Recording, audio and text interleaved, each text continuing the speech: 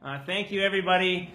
I've just been talking to some folks here about this campaign and about how it is that this campaign is building up, and people are watching. People are watching what's going to happen in Saskatoon with this civic election, and the interest is growing.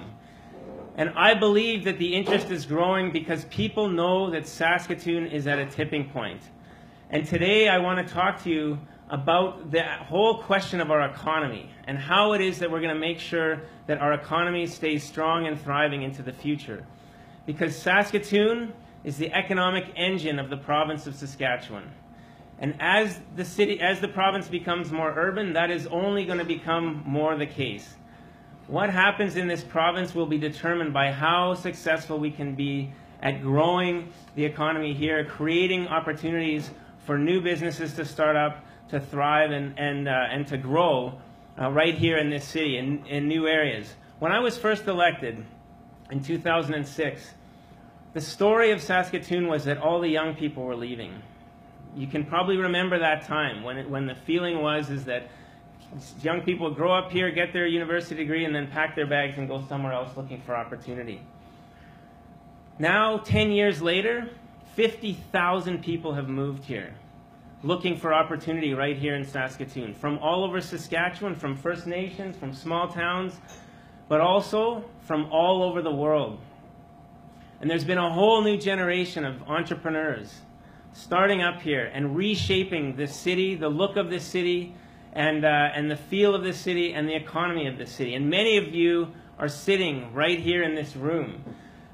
People who I've watched grow businesses in Saskatoon, bring a whole new vibrancy and a whole new energy, a whole new way of doing development, a whole new way of training people, of educating people, new restaurants, all of the things that we're doing to give Saskatoon a new sense of spirit and opportunity.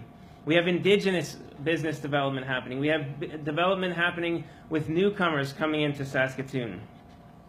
It's an exciting time, and now our work is to keep the momentum going, because we've seen a slowdown, and we know that we need to do work to make sure that this community is creating opportunities in all different sectors for people to succeed.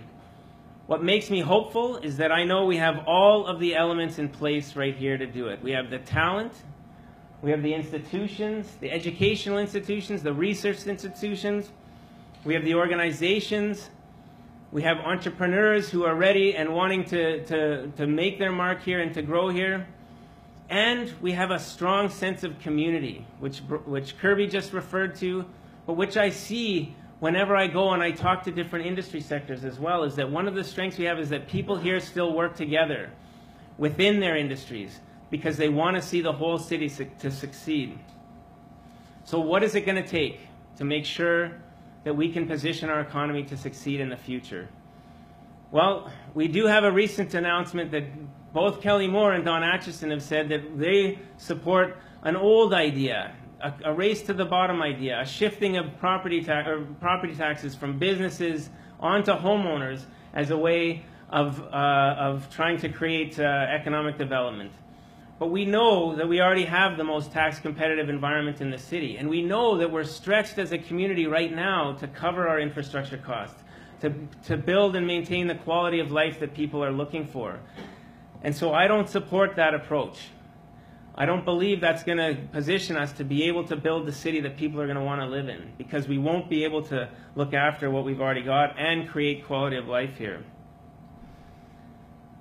What I believe we need to do, and what I have heard from business owners, is that we need to create a culture of innovation and a culture of service at City Hall. That we need to make sure that when people want to do business in Saskatoon, that people come with business ideas to work here, that when they come to City Hall, that we are facilitating their development, that we are making it easy for people to work with City Hall, that we need to make it so that they are experienced City Hall as a facilitator rather than a gatekeeper. We need to ensure we have as much coordination and cooperation as possible between the research, education, and industry development parts of our community. And the mayor can play a unique role in bringing those players together, the business stakeholder groups, the research sector at the university departments, Indigenous business development folks, all of these different players who want to be part of this new economy. The mayor can be a convener. The mayor can be a champion. The mayor can help to make sure that, that we are using all of the talent of all of those entities to bring people together and capitalize on the opportunities ahead.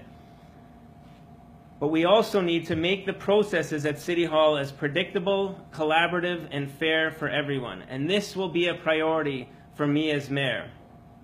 Because I've heard too many stories from businesses, both small and large, about their frustrations coming through and navigating through application and development processes at City Hall, where it feels like rather than City Hall facilitating development, it's acting as a gatekeeper, where costs and fees can be unpredictable. People find out about costs and fees halfway through a development process after investments have already been made, and they find out later there's going to be extra charges, and that's a frustration. Where information from one department to another can contradict itself, and where rules sometimes seem to be applied arbitrarily. We have Curtis Olson and Jim Siemens are here, and just a few months ago we had a meeting at City Hall in the Transportation Committee, and there was a whole discussion about what's happening around infill and how to develop infill in the community, and the seemingly arbitrary way that there was decisions applied about back lane paving and how much is it going to cost and what are the responsibilities going to be for developers, and there was not consistency and there was not predictability. And what I've heard from other developers is that if that proceeds, then people will just say, well, it's not worth it. If it's going to be unpredictable, it's not worth trying to do an infill development, to do some of these developments here. And it turns people away and even drives them to Martinsville and Warman and other cities or even Edmonton and Calgary. So this eats up people's time and has the potential to turn away business. So that's why I'm announcing that if I'm elected as mayor, I will advocate for the creation of a business and development officer at City Hall, with a focus on streamlining processes, helping applicants navigate the permitting and development process, improving the coordination between departments, and ensuring that processes are fair and clear up front. It's a practical measure that other cities have done that makes it easier for people to do business right here in Saskatoon. This will save time and money for both the city and applicants by cutting red tape and streamlining the processes. This is one component of my platform that I have announced and released on my website today for creating growth and prosperity for all in Saskatoon going into the future. We have our work cut out for us to make sure that Saskatoon thrives into the new economy for Saskatchewan, so that we're poised to succeed and compete on the global stage. And I know that we can do it if we all work together. All of you in this room and all of the talent that we have in this city. Because people love this city. And people know that Saskatoon has what it takes to succeed. But to get there, you need a mayor that can bring that talent together, harness it, and help to make sure that we are seizing on the opportunities of the future. So I invite you to work with me, and let's make Saskatoon the best city to live in on the prairies. Thank you very much.